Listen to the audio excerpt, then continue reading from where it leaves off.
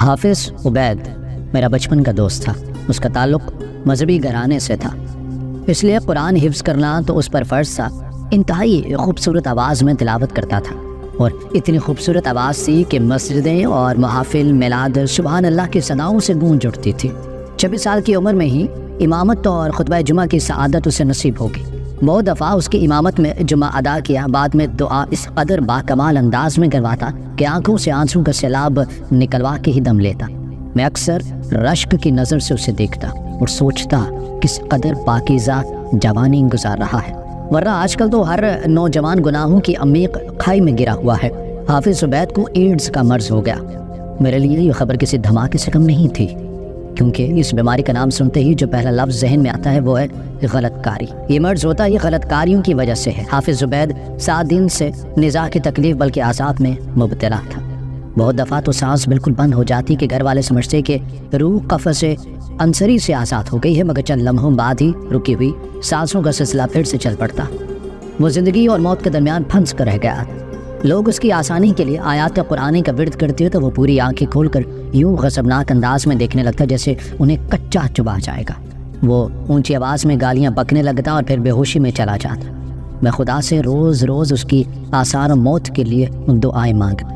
آخرکار اس کی روح قفس عنصری سے آزاد ہوگی، مگر جسم کو اس اذیت سے دوچار ہونا پڑا کہ ہر کوئی کانوں کو ہاتھ لگا رہا تھا۔ میں اپنے جگری یار کو اپنے ہاتھوں سے من و مٹی تلے دبا آیا۔ اس کے بعد میرا معمول بن گیا، جس طرح نماز فرض ہے اس طرح میں نے حافظ عبید کی قبر پر جانا، فاتحہ خوانی کرنا اور اپنے پر فرض کر لیا تھا۔ آفس سے واپسی پر جانا اور اس کے لیے دعائیں مغفرت ضرور کرتا۔ نہ جانے کیوں میرے دل کو صبر نصیب نہیں ہو رہا تھا۔ اس کا یوں اچانک جوانی میں چلے جانا اور پھر اس قدر غلیظ بیماری کی اذیت اور موت بھی اتنی ہی دردناک۔ میرے دل و دماغ میں یہ باتیں بیٹھ گئی تھی۔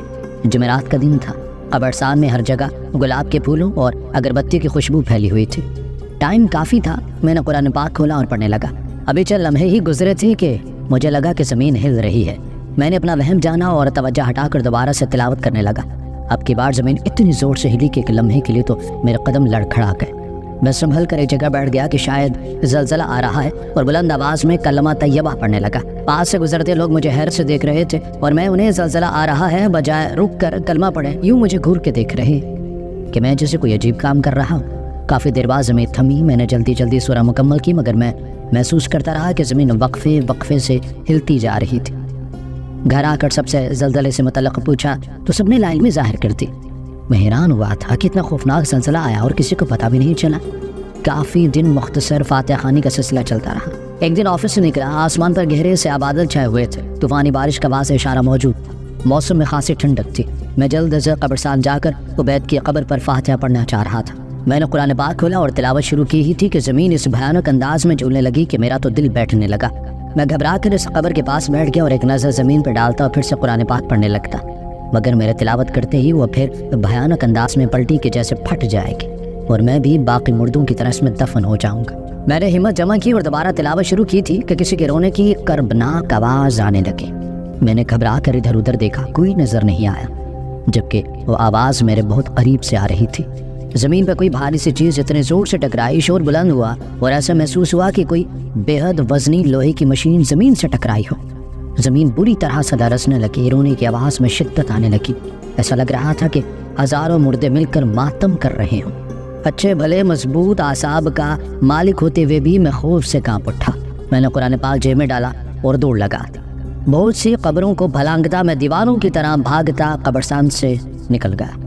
بائک سٹارٹ ہی نہیں ہو رہی تھی، زور سے بادل گرجا، ہر طرف بجلی کڑک رہی تھی۔ یا اللہ میری مدد کر، بے اختیار میرے منہ سے نکلا اور ساتھ ہی بائک سٹارٹ ہوگی۔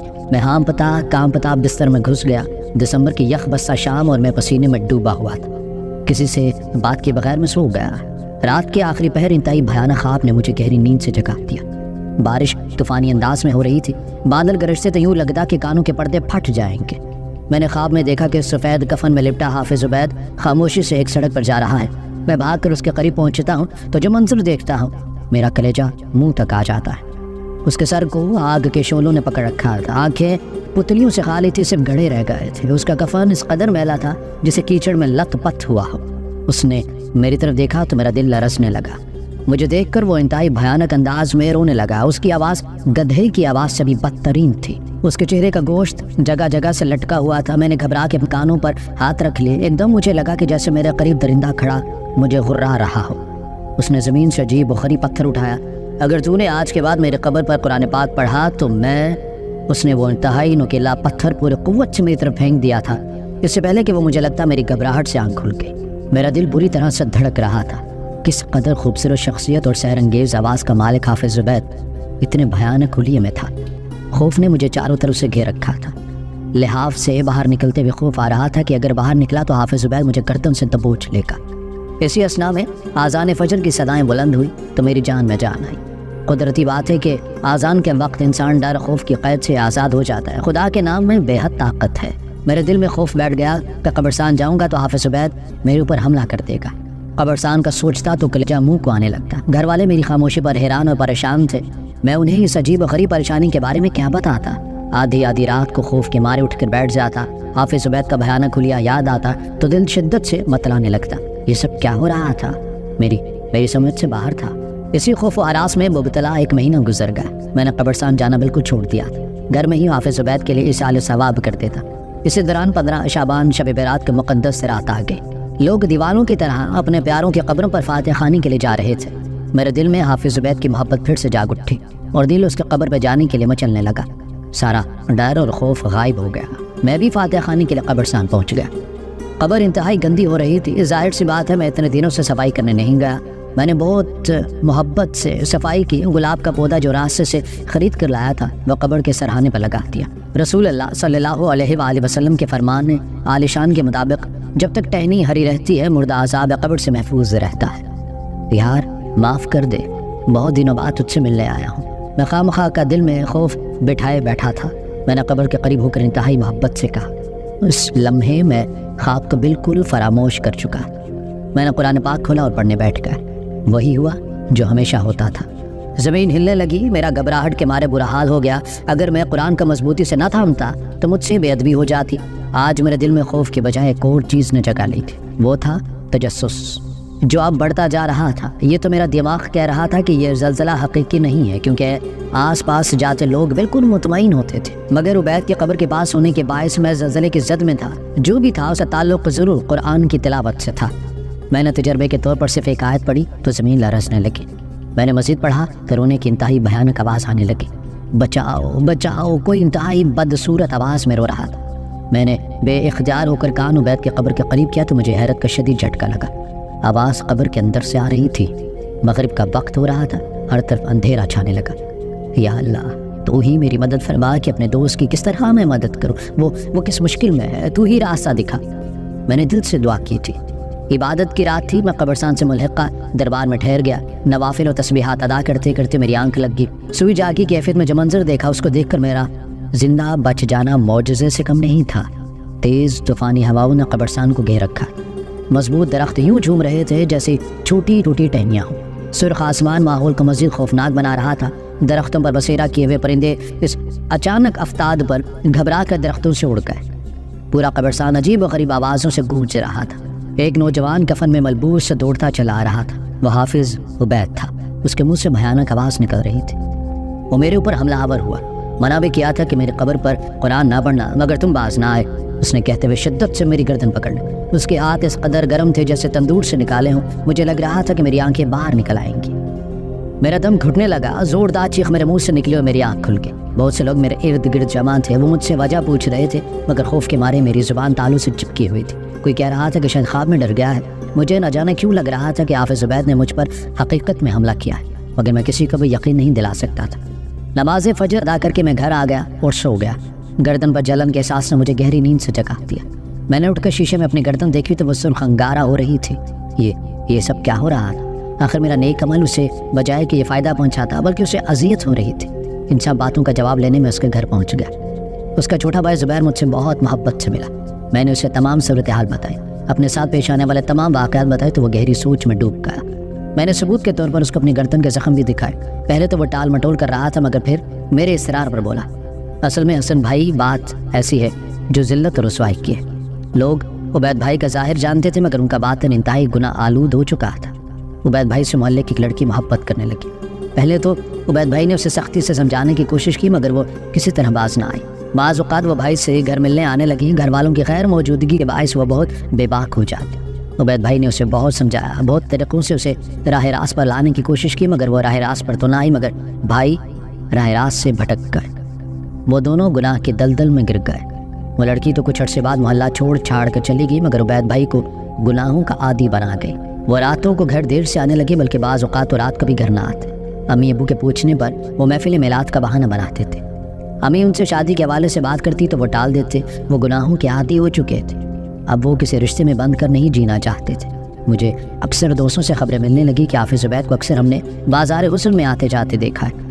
میرے لیے یہ سب کچھ حیران کن تھا، اتنا نیک پرہیزگار انسان جو مسجد کا امام بن چکا تھا، جو لوگوں کو روشنی میں لاتا، وہ خود گناہ کے اندھیروں میں چلا گیا تھا۔ رات کو وہ گناہوں میں مشغول رہتے، مگر دن میں اس پاکیزہ حلیے میں ہوتے کہ لوگ تعریف کرتے نہ تھکتے۔ ان کے ظاہر اور باطن میں تضاد پیدا ہو چکا تھا اور انہیں کوئی خبر نہیں تھی۔ میں اکثر اس موضوع پر بات کرتا تو وہ ڈٹھائی سے مسکراتے ہوئے کہتے، کیا مولوی کے سینے میں دل نہیں ہوتا؟ کیا وہ دنیا کی رنگینی سے لطف اندوز نہیں ہو سکتا؟ ان کے کمرے سے رات گئے تھے گانوں کی آوازیں آتی رہتی۔ امی ابو بھی ان کی اس تبدیلی پر حیران تھے۔ بیہودہ اور فحاشی پر مبنی فلموں کے دل دادا ہو چکے تھے۔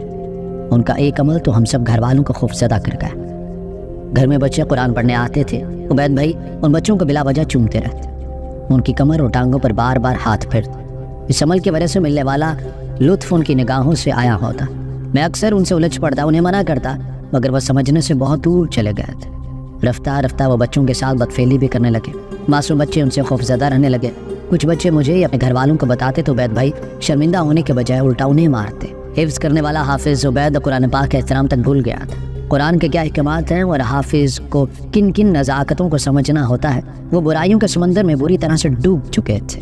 عبید بھائی کو بخار رہنے لگا، چند دن تک ٹھیک رہتے، پھر اس قدر بخار چڑھ جاتا کہ بے ہوشی میں چلے جاتے۔